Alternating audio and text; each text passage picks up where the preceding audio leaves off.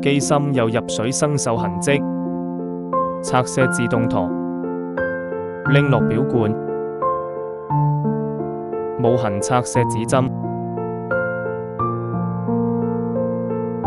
見到表盤底嘅齒輪生咗鏽，卸下機芯擺輪，打開發條盒，人手清洗機芯零件，機洗深層清潔機芯零件，裝反發條，裝反齒輪系，點反專用潤滑油，檢查轉動狀況，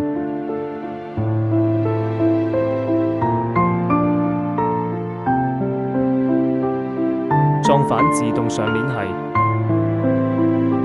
冇痕安裝指針。